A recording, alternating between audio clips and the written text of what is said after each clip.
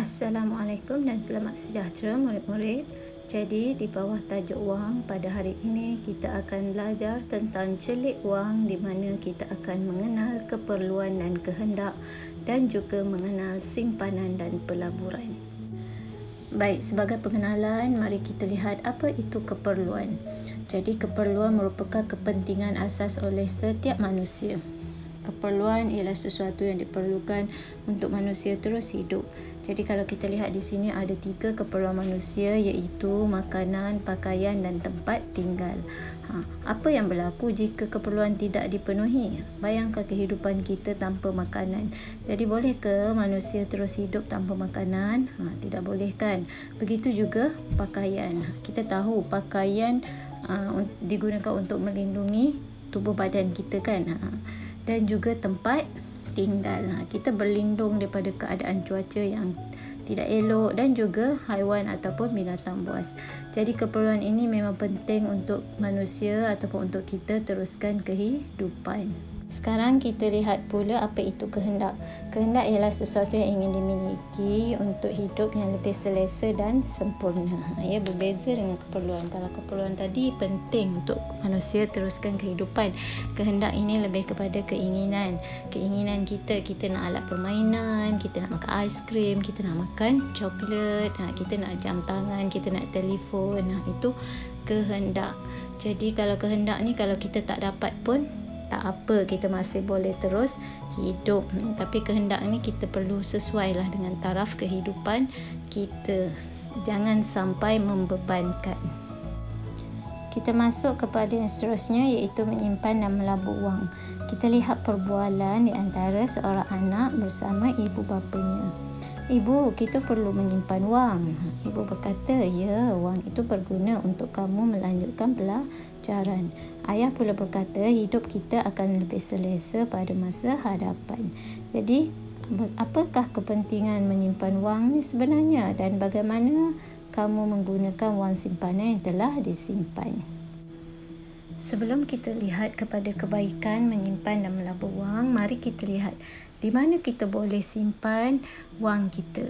Jadi kalau di rumah kita boleh simpan wang di tabung. Kita tak boleh simpan, kita letak dalam kotak ke, selit-selit kat sana sini. Nanti wang kita mudah hilang. Jadi eloknya kita simpan di tabung. Bila dah penuh tabung tu, kita bawa wang tersebut masuk ataupun simpan ke dalam bank. Kenapa simpan dalam bank?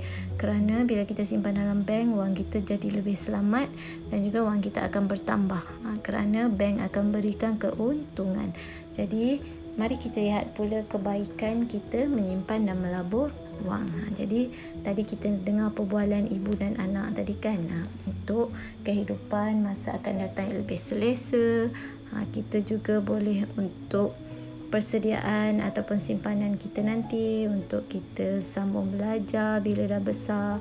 Kemudian kita boleh juga untuk beli barang-barang yang berfaedah. Contoh kita nak beli buku ke, nak beli kamus ke.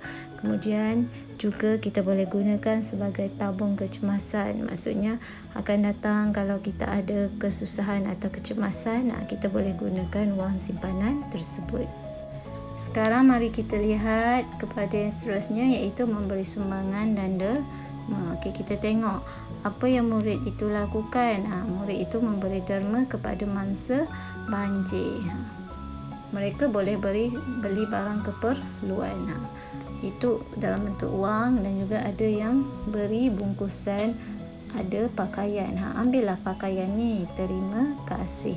Jadi sebagai manusia yang baik, sedikit wang yang kita simpan itu juga kita perlu beri sumbangan dan derma.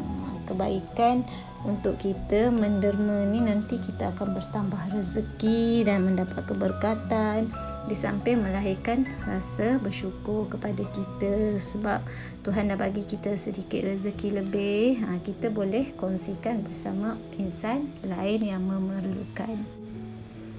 Jadi sebelum berakhir, mari kita lihat dulu soalan di dalam buku ya. Ada soalan cuba ini muka surat 19 untuk kita buat rumusan apa yang telah kita pelajari tadi.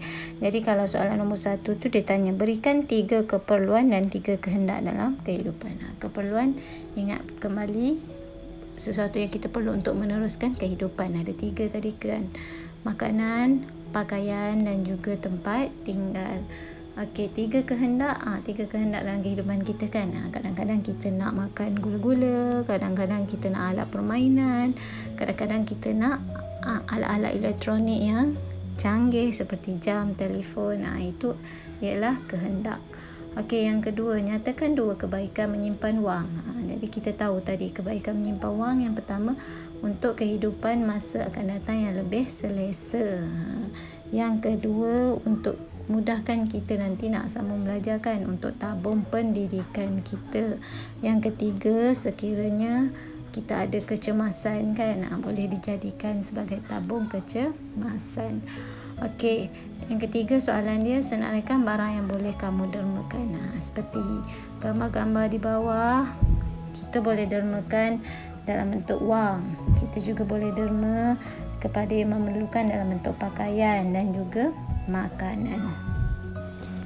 Baik, sekian saja pembelajaran kita pada hari ini. Jadi kita akan berjumpa lagi pada masa akan datang dengan pembelajaran seterusnya.